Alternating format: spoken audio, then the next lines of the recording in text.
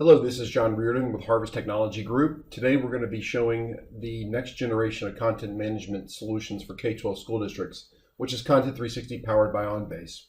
Now, why do we feel it's important that we have a next generation of content management? After working in this industry for almost 20 years and helping school districts go paperless, we noticed certain patterns of how districts are approaching the paperless process. So they're on a paperless journey. And each step of this process, this is greatly simplified, but at each step of this process, there are distinct characteristics for what the school district is going through and the challenges they'll face. So in the first step, we look at districts that are all paper-based. So everything is still in a paper process. Obviously, this is fraught with inefficiency and lost documents and other challenges. Districts will quickly move away from paper-based processes due to their inefficiencies, and you start to see scanning in use by disparate users. This could be scanning around an individual process or by an individual user. The characteristics of this stage are documents that are scanned and being stored in some sort of a shared drive or documents being scanned locally. It still involves a lot of email, a lot of back and forth, and still a lot of paper. When we move into the departmental scanning phase, that's when an entire department either purchases some sort of a document management solution or they look to expand the disparate scanning process throughout the entire. The vast majority of districts we talk to are in the departmental scanning phase. Eventually, they can go to an entire district scanning, which is basically using a solution as a digital filing cabinet. And finally, ideally, they can move into e-forms and workflow, which is really where you see efficiencies overall in the process, steps being removed and information flowing faster through the district. Ultimately, I've never seen a district arrive at the paperless destination, but we get very close. Now, some of the things that we've noticed on this path, and I won't read through all of these, but I'll just highlight a couple, is that every school district is on this journey, whether they know it or not, whether they're being intentional with it or not. I've never seen a district with an agenda item to increase the amount of paper that they're using. Also, the district will move forward, and whether you prepare or not, your district is moving paperless. The best districts prepare so they don't end up with documents in a lot of different disparate systems. It's usually in a central location where it can be managed. And I will point out that technology is only a tool. So even though we're going to show a technology solution today, it is just a tool. The discipline to go paperless is the most important thing. Now, that being said, if you invest in the wrong technology, you're going to start to find that your district is bumping into the sides or bumping into the walls of the limitations of that technology as your district starts to move down the steps in the paperless process. This is the reason why we've chosen to partner with OnBase. Having the right partner along this journey can certainly make the process easier. Having someone who's been there before can smooth out the bumps in the road. We've been taking school districts paperless for almost 20 years. We're also a proud partner with PowerSchool and have developed deep integrations with all of their solutions. So Content360 powered by OnBase is built on top of the OnBase platform. So what is OnBase? Well, it's developed by Highland Software. It's currently in use by almost 20,000 organizations worldwide and hundreds of K-12 school districts. It is a flexible, scalable solution that allows your district to really go paperless. It is the product on the market today that we feel best supports the K-12 paperless journey. So with that being said, let's jump right into the software. When a user logs into OnBase, they're generally going to be presented with the personal page to start. The personal page is a easily customizable section of commonly used sections in the software. So I can set up this page to look however I would like it to look, simply by dragging and dropping these tiles around. And it's used to really highlight the areas of the software that I go to the most. So if I wanted to find an existing personnel file, I would simply go and click on the HR filing cabinet, select the employee that I'm looking for. So if I were looking for Jane Harper's file, I could select that file. And I'm going to see Jane's file as well as subfiles underneath it. Now these files contain documents that were captured or stored that relate to different parts of Jane's employment at the organization. So simply by looking at the file and browsing through additional documents, I can quickly navigate through whatever documents are stored in Content360 Powered by OnBase to find what I'm looking for. Now, something else we can do is to notice the documents that do not exist. So if we're expecting to have a W-4 form in the employee file and it's not in the system, we can note this and highlight that in red. Now, if I were to quickly want to say, oh, you know what, I can fix this problem, I can add a W-4 to Jane Harper's file. I can simply drop and drag a document into her folder, tell Content360 what kind of a document it is. So in this case, it's the W-4 form. And you'll notice that there are two Jane Harpers inside of Content360. It's asking me to select which one I would like to associate with this file. So I'm going to go ahead and select this version of Jane Harper. When I select OK, and you'll notice because I dragged that file into Jane's folder, it's already given me all of the information that I want to use to associate with this document based upon the index information that we have in Jane's file. So I can quickly import that document. And when I do, you'll notice now that the document is present and the notification that it was not found in red has been removed. So this is a quick way to jump in and find various documents related to an individual employee. I could also use document search functionality, which gives me the ability to retrieve all kind of document types that I have access to. So I'm logged in as the manager, and you're going to see that I have access to just about every document in this system.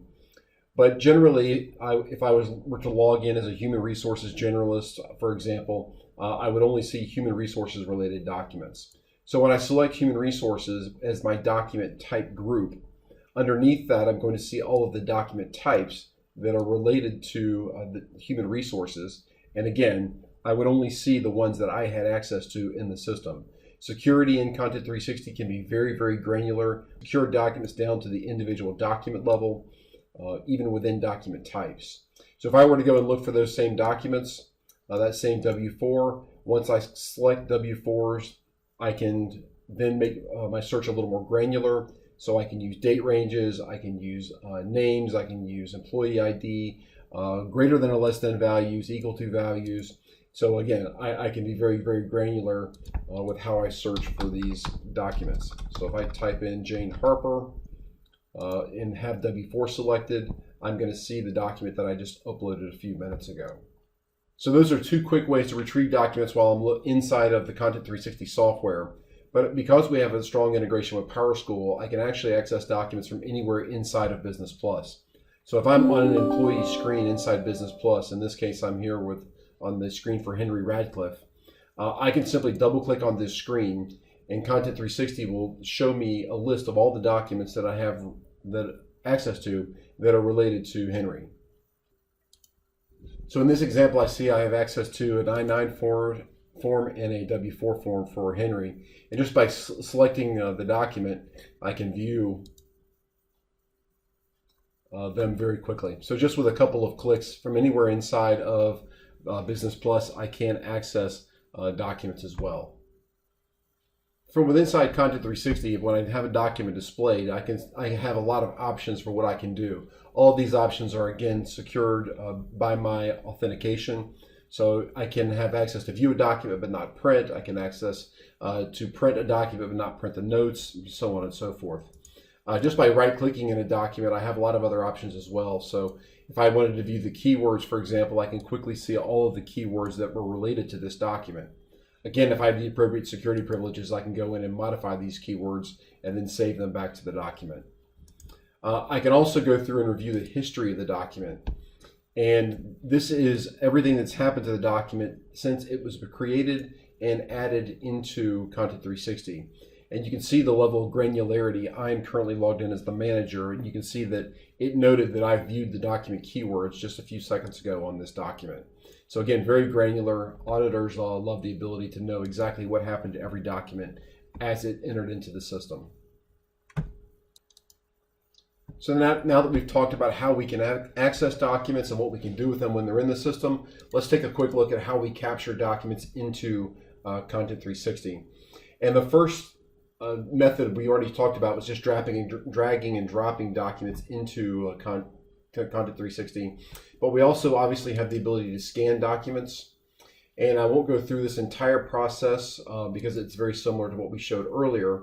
But again, I can go through and sweep a directory, so I can set up Content360 to look in an individual account or an individual directory. If files are present there, it can go in and automatically grab them. I can also go through and once I'm finished with importing the documents, I have some other options as well. So I can go through and take a look at all the different steps in the scanning process.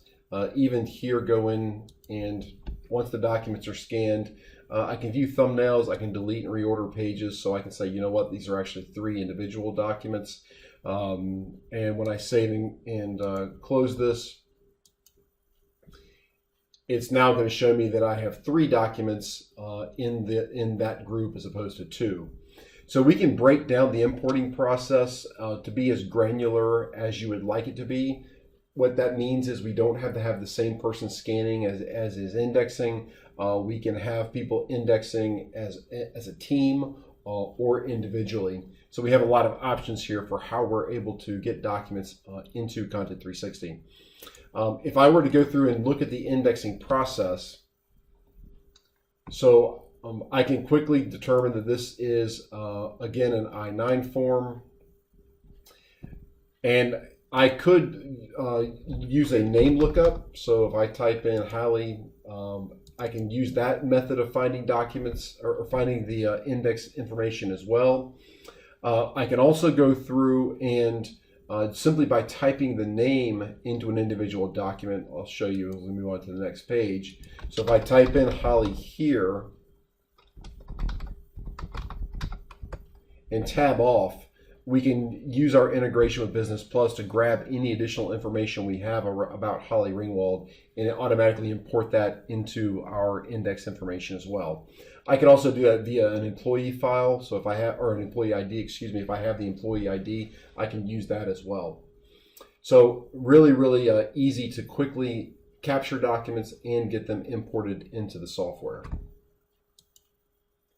So I want to quickly highlight a couple of other methods of document capture. A lot of this happens in an automated fashion, so there's really nothing to show from a demonstration perspective.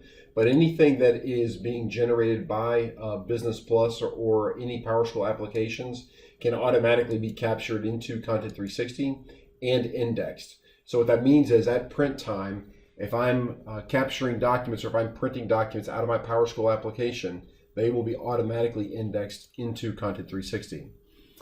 We also have an integration with Frontline Education's registration product, or AppleTrack as it's commonly known. And the way that operates is on a similar process. So if I go into AppleTrack and I begin to complete an application, eventually it's going to prompt me to upload some documents. So things like a cover page, a resume, maybe a diploma. And those documents are captured and stored in Frontline. However, that's not where they ultimately need to live, because these documents are the genesis of a new personnel file. So with our integration, once a hiring decision is made and that employee is hired, we can the data can automatically flow into PowerSchool. The documents will automatically flow into Content360.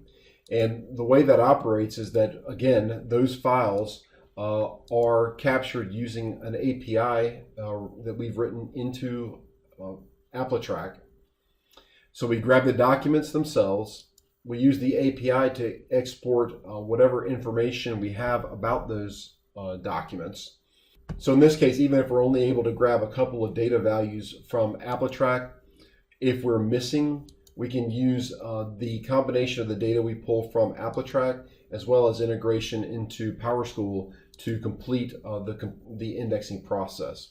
So this happens automatically. This is an automated process. Now, once the employee is brought on board, Obviously, there may be additional documents that need to be captured. Those can be captured into a scanner or via email or any of the other methods we mentioned earlier, and really complete the personnel file. So that walks us through some of the things we can do from an integration perspective, as well as what we call scan, store, retrieve, which is kind of just the very basics, the blocking and tackling of document management. But as we all know, school districts tend to run on forms. So even if we were to take and start scanning everything, paper is still going to pile up if we don't have a way to manage the electronic form process. So inside of Content360, there is a full digital graphical design or form design process, as well as routing methods through workflow for approvals. So if I just go through and click on this little link here, this will take me to an example of what we can do with inside of our electronic forms. Now again, this is just a demonstration form, but it will show some of the functionality and the capabilities of the solution. So first thing we can do is integrate with other data sources. So just by filling in a couple of pieces of information, I can rapidly complete the form completion process. So if I type in an employee ID, I can automatically grab first name, last name, and address and things like that. Information that I don't have access to, or information that is that it's not inside of my PowerSchool application or another data source, we can obviously have that typed in as well. The forms are smart, so based upon what I complete here, it's going to allow me to access other sections of the form. So if this is a new hire, we don't see any additional fields. If it's a rehire, we may want to prompt them to enter their previous employee ID. If this were a student that we're looking to hire, again, we can capture the student ID. Document signatures, so using a mouse, using any other data capture element we can do. We can also add drawing to forms, so if you wanted to schedule a location for where this employee may be working, you could have a map as a background and draw a little X on the spot there. So we can also ask the person filling out the form to attach certain documents. So if this were an application form, again, we could have them attach a resume, for an example. So I can go through and have that process added, and then maybe I'll grab a cover letter as well. So again, the upload process then is very simple. As we go through, we wanted to have them fill out education information or previous employment information. Obviously, most people have been employed in more than one location, so we can add multiple sections here to have the employee complete or the applicant complete before they submit the application. And then we can have sections that are locked down based upon my user ID. So I'm logged in as the manager, so I'm actually seeing this tab, but this tab would not be visible to most other users in the software. And again, just showing what we can do here by looking up other information and then determining, okay, I can have drop-down lists and bullet points available based upon other information I'm filling out. So if they get full benefits, there's more options here. So once the form is submitted, it will be saved, and all of the documents that I attach to this form will be uploaded and related to that student.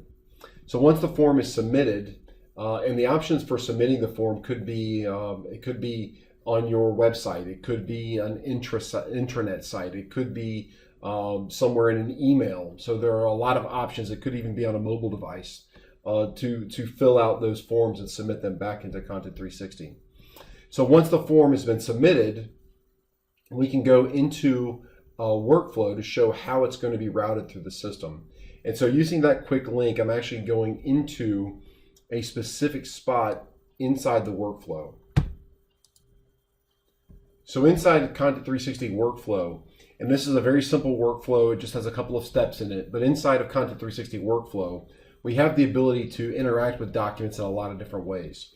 So the first thing I can see here are all the steps or the queues inside workflow that I have access to. Most users will only see one or two options here. Next to the queue, I can see the number of documents that are in that step that I am responsible for. So there could be 50 documents in here, I'm only going to see the 3 that I have access to, or the ones that I'm responsible for processing. This is the list of the documents. So as I scroll through here, I can see I have 3 applications that I need to take a look at and review. So this is my work list for the day, if you will. I can sort these as well to figure out what I need to process first. I can see the document that's driving the workflow. So this is the e-form that we just submitted a few minutes ago. I can also see a list of related documents. So if I want to go through and see the cover letter or the resume, I can double click and access those very quickly as well. So those documents were added, they were part of this form. Those documents were added and they were part of this form during the upload process. So again, this is a Word document. It's launched inside Word for viewing, and I'll just close that back out. So once I have seen the document, I have the ability then to route it to other locations. So the first step in our workflow process is a stop with the HR manager. So the HR manager has the ability to go through and either complete the application, which would route it down to another department, or reject the application. So if the HR manager says, well, I'm going to go ahead and complete this application, because it was assigned as to an HR specialist from an elementary school, that's the next stop in the process. And again, it could just go through and complete the process. And as you'll notice, as it's moving through, it is changing that from a 0, and it's increasing steps in the other process. So if I were to go through to this, the payroll step, again, this is just another step in the process. A payroll user would log in, they would see these documents here. And one thing you'll notice that because we're in this step in the process, another tab is popped up on this form. So the forms can have data on them that are locked down both by the individual user, so whoever's logged into the system, and by steps in the workflow process. So in this example, you can see that the payroll information is adding some information here. Now, please understand, I know that this may not look anything like whatever process that you're considering using Content360 to automate, but everything that you're seeing here, all the steps, everything that's going through in this workflow is completely customizable based upon your individual requirements. Once again, I still have the same ability to go through and look at the history. One of the items in the history we didn't show earlier are the workflow queues. So this is how this document has been routed in and out of workflow. If we notice an entry date at a certain point in time and we do not see the document exiting at a certain point in time, we can also call in notifications. So we can start to notify people saying, hey, this document has been sitting in this step in workflow for too long, or longer than you've decided it should be there. You need to take action on it. If we still don't see action on it, we may notify someone else. So I access this workflow directly from my home page just by clicking into the workflow, and it took me right into that step in the workflow process. But I very well could have accessed it through email as well. So if I received an email notification that I needed to take a look at a step or a document, I can just click on the link and it will take me right here inside of Content360. So hopefully that answers questions about workflow. Workflow can be very, very powerful. Some of the things that we can do inside workflow are notify other users. We can actually have the system do a lot of the work. So if we're expecting to have a document at any point step in the workflow process, the document hasn't arrived inside Content360 yet, we can pause the workflow until that document arrives, and then restart the process. So just a lot of things we can do from a workflow perspective, a lot of functionality and flexibility there. The last thing I want to show, and actually is going back to the filing cabinet view, because within inside of this view, I can also set my retention schedules on documents. So I mentioned earlier that everything inside Content360 has a retention schedule associated with it. So if I were to go through and look at an individual document inside of a record, I can view the retention schedule, but I can also have a couple of other steps I can take as well. So I can, for example, place this document on hold, which pauses the retention calendar, maybe because it's up for an audit, or maybe it's under litigation. So I can make sure that I'm not keeping anything inside of Content360 longer than I should. And once the document is up for destruction, we can route it through, have several people approve it. If the document makes it successfully through the destruction process, Content360 has the ability to automatically create a destruction record. So I know that at one point in time, from one date to one date, that a document did exist inside the software, but now it has been destroyed, and here were the attributes of that document while it was inside of Content360. So again, very, very powerful records management capabilities, wanting to make sure that we don't keep anything longer than we absolutely have to, because that opens up our district to potential litigation. And if I have the document, I have to display it, or I have to bring it forward, even if I could have destroyed it based upon my retention policy. So the last two things I'll mention is that I showed earlier that we had an employee file that was missing a W-4 form. That's helpful if you're just looking at it at an individual level, but it's much more helpful to go through and be able to run reports that show me all of the employees that are missing files that we're expecting to see. So inside of Content360, I can schedule these reports to run, and I can go through and determine, hey, here's all the documents that I'm missing from each employee, and then I can use that to make other decisions. I can also, inside of Content360, use a more dashboard type reporting view. And in this case, I'm looking specifically just for missing I-9s. But inside of the Content360 report viewer, I'm able to go through and use this interactive view to see here's all the I-9s missing by individual department or by individual campus. And the data, this is an interactive graph here. So by highlighting a specific section of the graph, I'm only going to see the documents and the data that pertain to that section. So again, it's a very, very powerful method of reporting. You can build these graphical reports very, very quickly and easily, and it's just a fantastic tool to help understand what's being stored inside Content360 and how you're accessing it. So that will conclude our presentation for today. Thank you very, very much for sitting in through this. If you have questions, please feel free to reach out to me. My information will be included in the email that you've received, or you can go to harvesttg.com/education to find out more about Content360. Thank you very much. Have a wonderful day.